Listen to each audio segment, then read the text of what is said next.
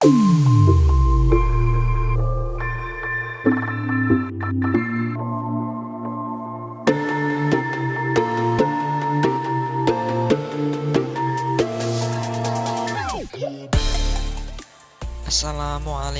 warahmatullahi wabarakatuh.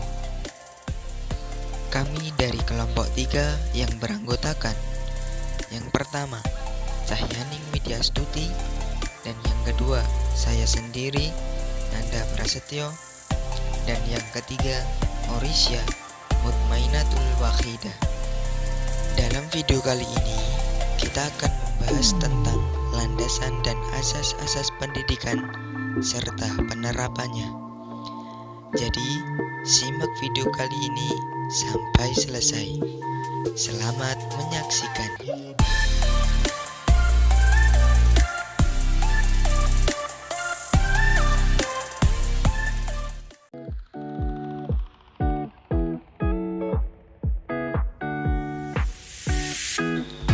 Yang pertama, kita akan membahas tentang landasan pendidikan. Jadi, apa itu landasan pendidikan? Landasan adalah fondasi atau dasar tempat berpijaknya sesuatu. Sedangkan landasan pendidikan adalah asumsi-asumsi yang menjadi dasar pijakan atau titik tolak dalam pelaksanaan pendidikan dan studi pendidikan. Adapun macam-macam landasan pendidikan yaitu filosofis, sosiologis, kultural, psikologis, dan iptek. Materi berikutnya yaitu asas-asas pokok pendidikan. Asas pokok pendidikan merupakan suatu kebenaran yang menjadi dasar atau tumpuan berpikir baik pada tahap perencanaan maupun pelaksanaan pendidikan. Ada 3 asas pokok di Indonesia, yaitu yang pertama, asas Tuturi Handayani, yang kedua, asas belajar sepanjang hayat, dan yang terakhir, asas kemandirian dalam belajar. Asas pokok pendidikan di Indonesia. Yang pertama, asas Tuturi Handayani. Asas Tuturi Handayani merupakan inti dari sistem among perguruan. Asas yang dicetuskan oleh Ki Hajar Dewantara ini kemudian dikembangkan oleh Dr. Andes Raden Mas Panji Sastro Kartono dengan menambahkan 2 semboyan lagi, yaitu Ing Ngarso Sung Tulodo dan Ing Madya Mangunkarso.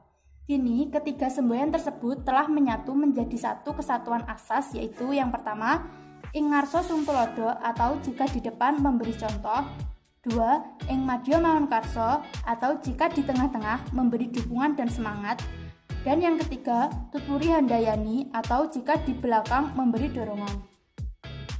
Asas yang kedua yaitu asas belajar sepanjang hayat.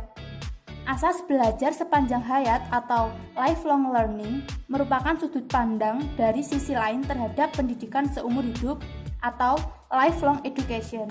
Kurikulum yang dapat dirancang dan diimplementasikan dengan memperhatikan 2 dimensi, yaitu dimensi vertikal dan dimensi horizontal. Dimensi vertikal dari kurikulum sekolah meliputi keterkaitan dan kesinambungan antar tingkatan persekolahan dan keterkaitan dengan kehidupan peserta didik di masa depan. Dimensi horizontal dari kurikulum sekolah yaitu keterkaitan antara pengalaman belajar di sekolah dengan pengalaman di luar sekolah. Yang ketiga, asas kemandirian dalam belajar. Dalam kegiatan belajar mengajar, sedini mungkin dikembangkan kemandirian dalam proses belajar peserta didik dengan menghindari campur tangan guru, namun guru selalu siap untuk ulur tangan bila diperlukan. Perwujudan asas kemandirian dalam belajar akan menempatkan guru dalam peran utama sebagai fasilitator dan motivator. Salah satu pendekatan yang memberikan peluang dalam melatih kemandirian peserta didik adalah sistem CBSA atau cara belajar siswa aktif. Penerapan asas-asas pendidikan. Pertama, keadaan yang ditemui sekarang. Pemerintah secara lintas sektoral telah mengupayakan usaha-usaha untuk menjawab tantangan asas pendidikan sepanjang hayat dengan cara pengadaan sarana dan prasarana, kesempatan, serta sumber daya manusia yang menunjang. Kedua, permasalahan yang ada. Ada masalah peningkatan mutu pendidikan dan masalah peningkatan relevansi pendidikan. Ketiga, pengembangan penerapan asas-asas pendidikan. Pengembangan penerapan asas Tutwuri Handayani, yaitu siswa menjadi penentu keberhasilan studinya dan guru berfungsi sebagai fasilitator yang membantu siswa untuk mengembangkan kemampuannya secara optimal. Pengembangan asas belajar sepanjang hayat atau pendidikan seumur hidup. Pendidikan seumur hidup sejalan dengan pendidikan manusia di Indonesia seutuhnya.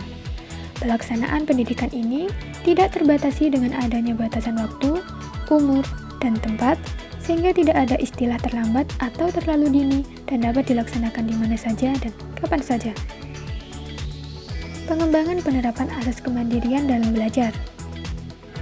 Perwujudan asas kemandirian dalam belajar akan menempatkan guru dalam peran utama sebagai fasilitator dan motivator di samping peran-peran lain.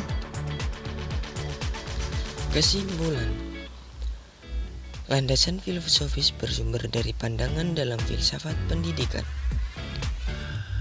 Pada pasal 2 Undang-Undang Republik Indonesia Nomor 2 Tahun 1989 menetapkan bahwa pendidikan nasional berdasarkan Pancasila dan Undang-Undang Dasar 1945. Perkembangan masyarakat Indonesia dari masa ke masa telah mempengaruhi sistem pendidikan nasional. Kebudayaan dan pendidikan memiliki hubungan timbal balik, sebab kebudayaan dapat dilestarikan atau dikembangkan dengan jalur mewariskan kebudayaan dari generasi ke generasi penerus dengan jalan pendidikan baik secara formal maupun informal. Iptek merupakan hasil pemikiran manusia untuk mencapai kehidupan yang lebih baik. Asas pendidikan merupakan sesuatu kebenaran yang menjadi dasar atau tumpuan berpikir.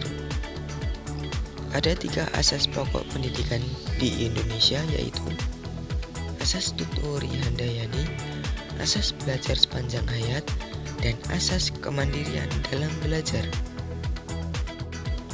Cukup sekian video kali ini. Wassalamualaikum warahmatullahi wabarakatuh. Dadah.